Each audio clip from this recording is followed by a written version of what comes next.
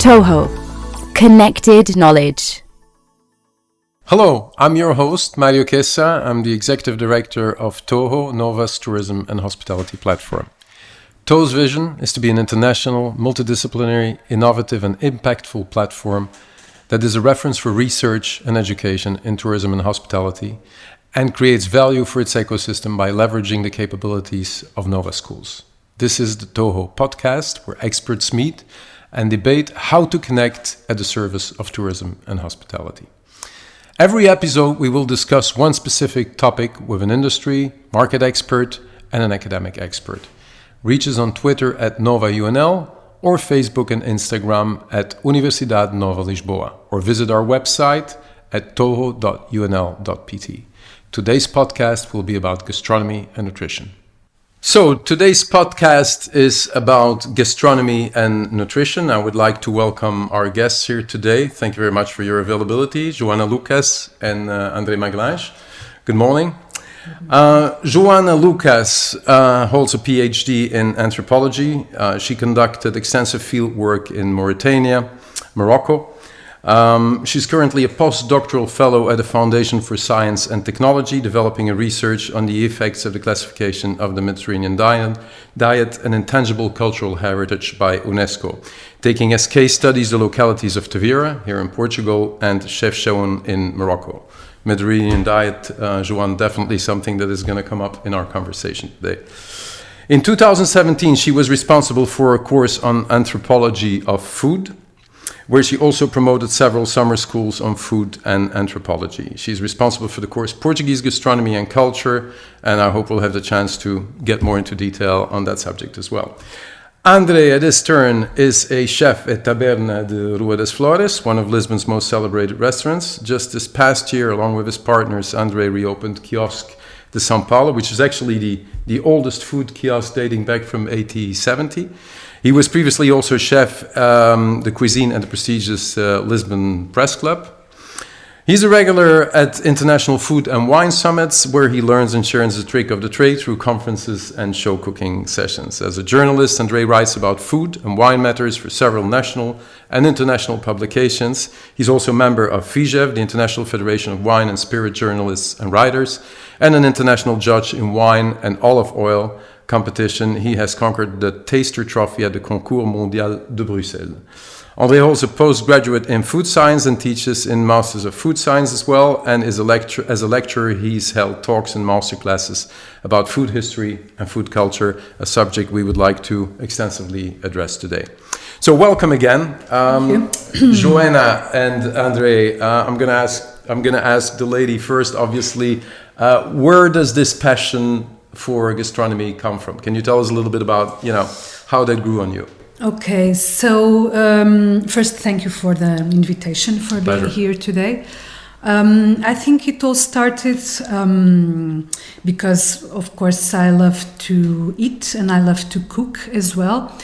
But as an academic field of research, it started, I was doing field work in Mauritania for a long time for my PhD, and I started as an anthropologist to have some questioning about food practices that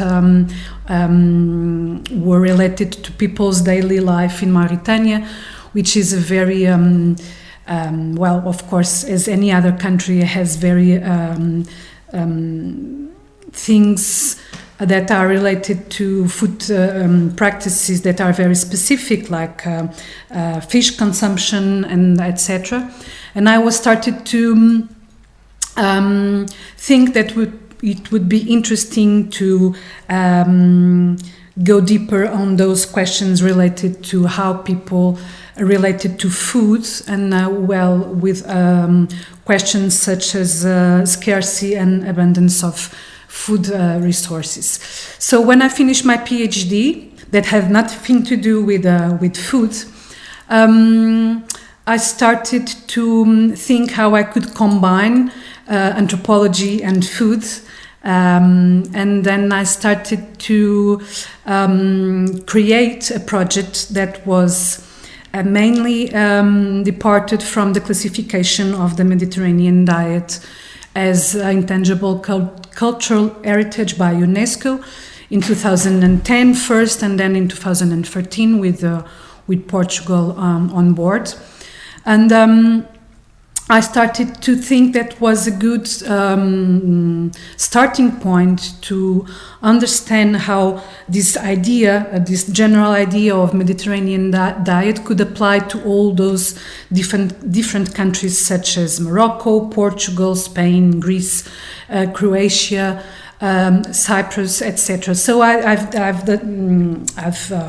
created this research project based on Morocco and Portugal, and then I started to work also with this question of food practices and how they can be specific in a way, but also what connects them in this more general idea of this Mediterranean food practices. And that's how I ended up doing this, combining anthropology and food. Fascinating and a very interesting combination, and we'll get back to the absolute use of anthropology also in terms of how to evidentiate food from certain countries. But before we do that, André, you want to tell us a little bit about how your passion grew, or was it always there for gastronomy?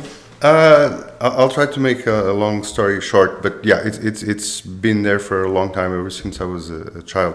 I grew up in farms in Africa, in Angola, where I was born. My father was an agronomist, and we moved from within different rural areas of Africa as a child. And so I was already then confronted with the reality that the food that I ate at home was very different than the food that I ate when I was outside of the house with the children of the people who worked in the farms, eating in the villages, and it was this contrast between European foodways and African eating habits. And already then I started questioning, about, in a way, anthropology, the anthropology of food, why and, people ate in different manners, had different diets and so on. And that, sort of awoke my interest in food, because I started cooking very early on. I would ask my mother, how do I cook this and that, but I would also ask, the house's cook, how do you do the local dishes? And so I started actually in a playful way cooking meals for my whole family and for friends very early on as a child, and that stayed with me through my life. I didn't deviate it from food. As I pursued my education, I ended up being a film and TV producer. I went to film school and so on. But in traveling around the world and in having to study abroad, I realized that I could earn a living by working as a cook. So I did a lot of extras in different restaurants, most of the time in Europe, especially in Paris. And that gave me sort of the training that would become helpful later on. So after pursuing a career in film and TV production, I ended up embracing and pursuing my passion for food by accepting the challenge of running the restaurant of the Lisbon Press Club, and then that's how it started. So basically, since your childhood, you never abandoned your passion and made it your work. Very nice, very nice. Thank you for this introduction, André. Fascinating as well how people at a very early stage get into the subject of gastronomy out of curiosity, I would say, in the very early stages. So, Joana, one of the things I would like to ask you is the following: anthropology. Do you think that it is used, that food as a cultural asset is used sufficiently when it comes to promoting a destination? Is it leveraged upon sufficiently? Because, we might know a lot about our food here in Portugal, but do other people know about it? And I'm referring to, people internationally as well. Do you think that there is opportunity there to explore more what anthropology, the whole storytelling can do from a promotional point of view for a destination? Well, as an anthropologist, I think there's obviously a very strong connection between food and identity, and I think that what I'm trying to do while teaching anthropology of food is mainly that idea of storytelling, of course, but also considering that if we are what we eat, we also are, as a country, what we eat as our food practices that came from our history, our economy as well, that conducted to a lot of specific food practices. Some of them are very specific, of course, like the story of codfish, which is something that I consider very interesting as an anthropologist and for students as well, that they get to know how we ended up as a country having codfish as a kind of national dish. But considering what you've asked, I think that I think that, of course, food storytelling is very important to promote country as a destination. And I think that we are starting now to relate those two things, food identity and other ways of telling the Portuguese food practice to people that are not familiar with them. And I think, of course, that's a very important tool to call attention or for people to pay attention to Portuguese food practices. And I think that for that we need to know a little bit more of our food practices as a country. And I think there's a lot to do still in that field. And I try to do a small part in it, like teaching and trying to do some research also on those matters. But I think there's still a lot to do. But I think it's a very important way to promote a country by its food practices, of course. Good. Thank you very much, Joana. Now, I'd immediately like to make the link with what Joana said when it comes to you and, you know, in your day-to-day operations as a chef as well.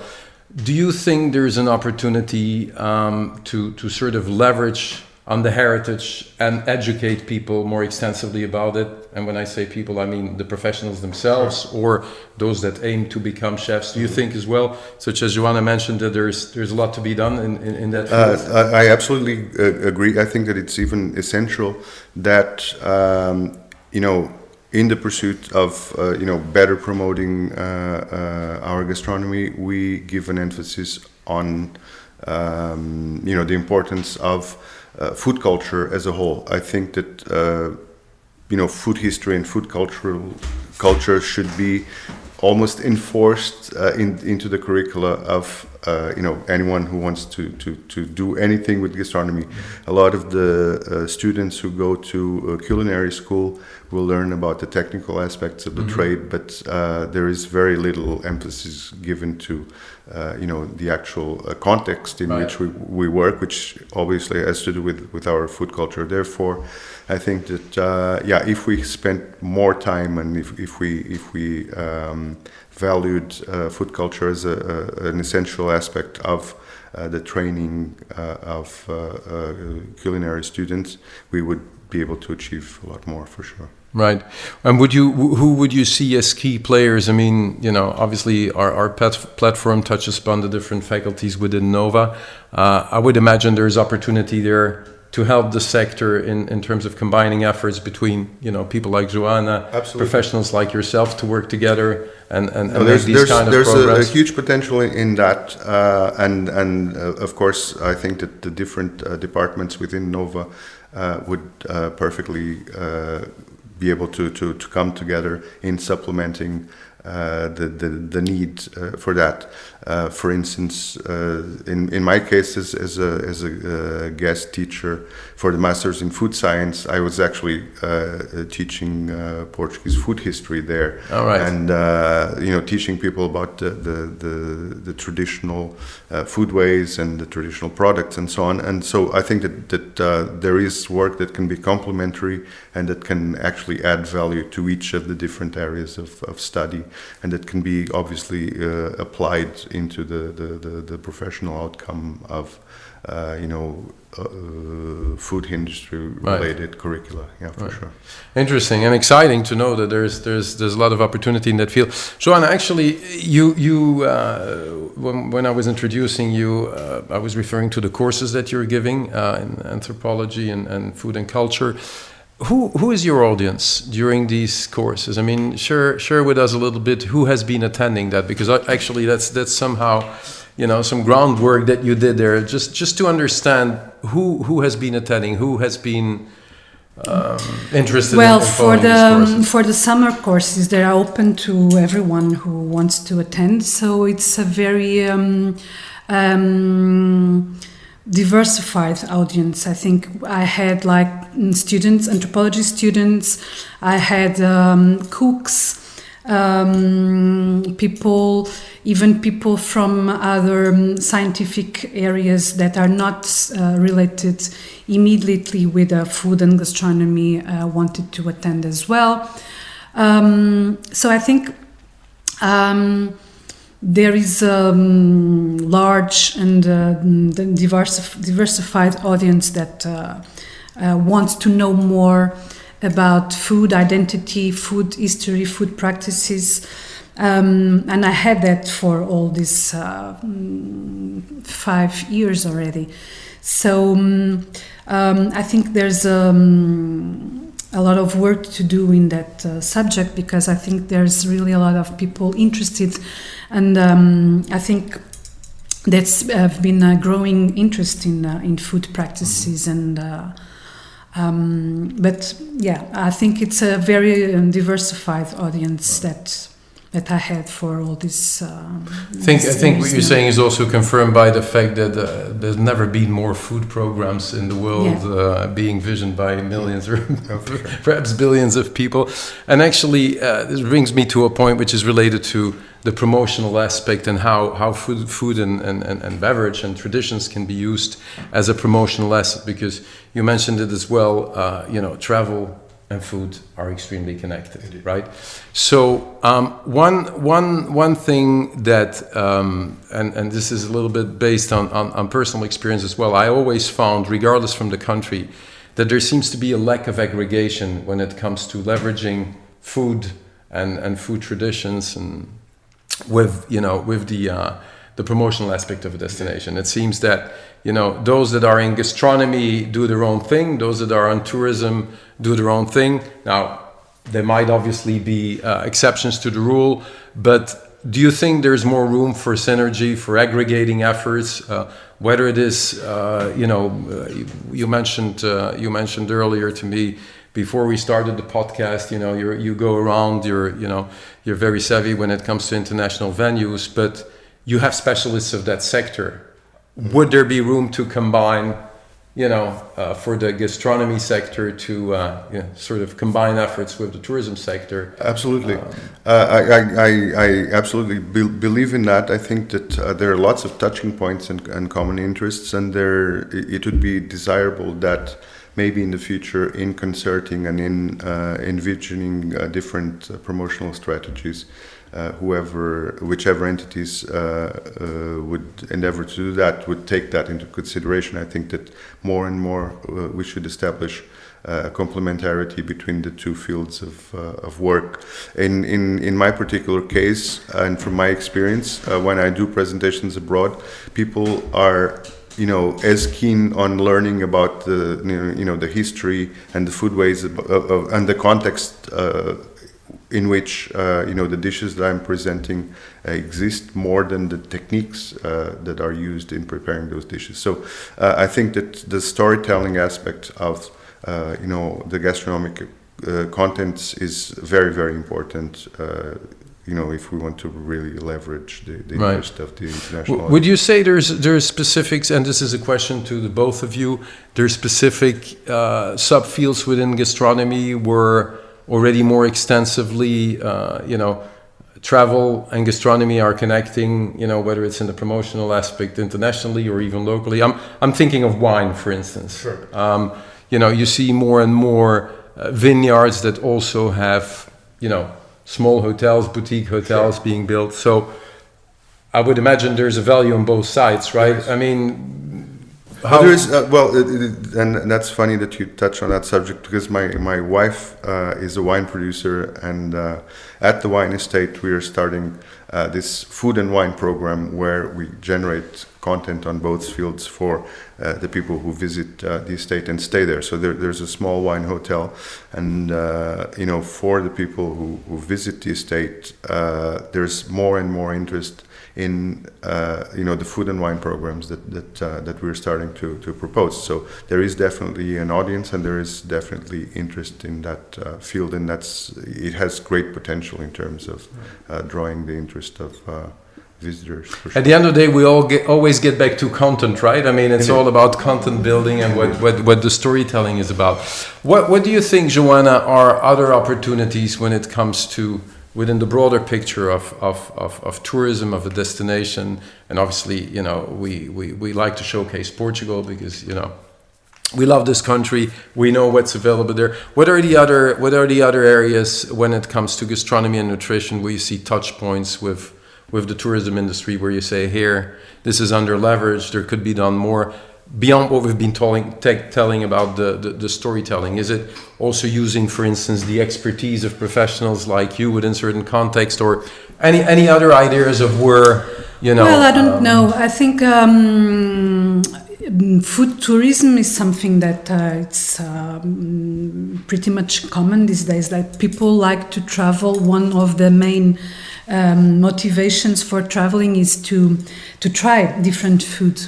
So of course, also as an anthropologist, I work on this area of food tourism, and I think that in the Portuguese case, what happens is that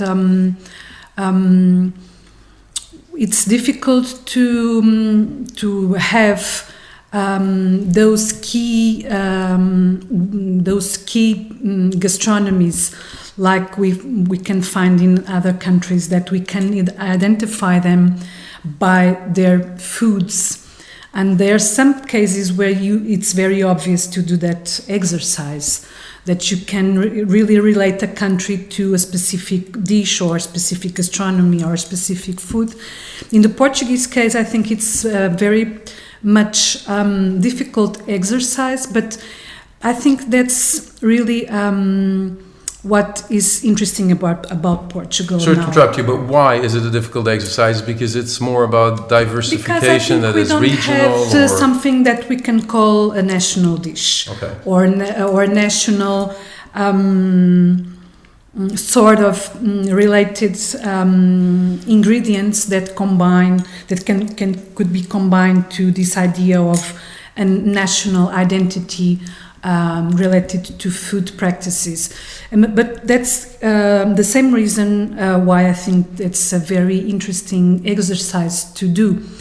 I think we have, in the Portuguese case, we have very different and very specific regional food practices that can be very different from north to south. And I think that it's in that diversity that is really the wealth, the wealth, and the interesting thing about Portuguese gastronomy. And I think that we don't need to have that idea of creating a very cohesive national identity related to food practice, but on the opposite, exploring all those diversities, promoting the diversity, and to know all the specificities of the regional food practices that could be very challenging and very interesting as well. Right. Thank you, Joana. Now, getting back, and we don't have that much time left, but to the aspect of how food is not only related to travel, but to many other themes that today are incredibly important, such as sustainability. When we talk food, we talk sustainability. When we talk sustainability, we talk health. In the promotion aspect, we talk, about content building. When you talk about content building, you think of digitalization, because today, content goes viral and through this digital process.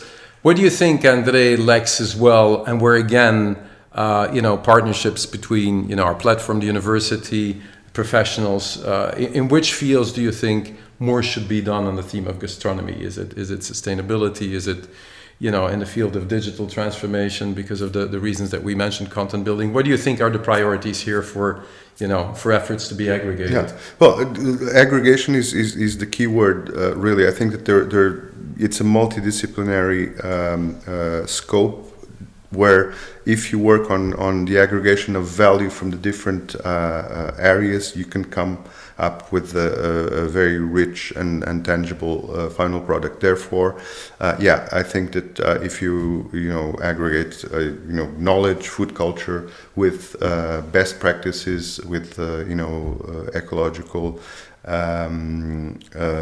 conscience from the different players, we can come up with a very powerful and interesting final product. And obviously, the key to that obviously is communication. So the players of the business need to be able to communicate their richness better, and also to be able to communicate amongst them.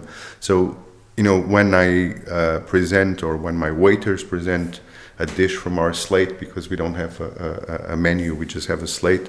That slate showcases the best products, that showcases the relationships that we have with our producers, that showcases our good practices in the restaurant, but that also showcases the heritage of food of Portugal. So all of these different aspects end up through aggregation on a final slate or on a final menu. So the better we do it, the best, or we will succeed in the future. That's a great example, André. I think you summed it up, touching upon those different points and combine them. For as far as you're concerned, to wrap it up, Joana, where would you say the focus should be when it comes to, again, this connection between gastronomy, the destination, how things should be improved from in particular your field of expertise, from a heritage point of view, in doing things better, whether it's educational, whether it's working on projects jointly with the public, private sector. What do you think is the utmost, if you were to choose one specific area where you would say this is where we should start acting straight away, what would that be? Well, that's a difficult question for me. Well, I'm an anthropologist, and I do research, and I communicate my research. So I think for me, it would be important to have those space to communicate research on the field of food practices, and to combine different knowledges about food. Right. And I think that's a little bit what Nova is trying to do, to combine all those knowledges related to food and to food practices from different points of view. And I think that's, for me, it's a very important place to be acting right now when it relates. And put it at service of the market, basically. Yes. Yeah. Mm-hmm. Excellent. Thank you very much. It was a very, very interesting conversation around a very interesting topic that I think we're all passionate about, being Latins, right? So again, thank you so much for having made yourselves available to do this podcast. And hopefully we get to see each other in some future podcasts. Let's hope so. Okay. Or in a restaurant. Thank you very much. Or in a restaurant, actually. That's a better environment than a studio. Yes. Okay, definitely, that's the deal. Thank you very much. Thank you. Thanks again. Thanks.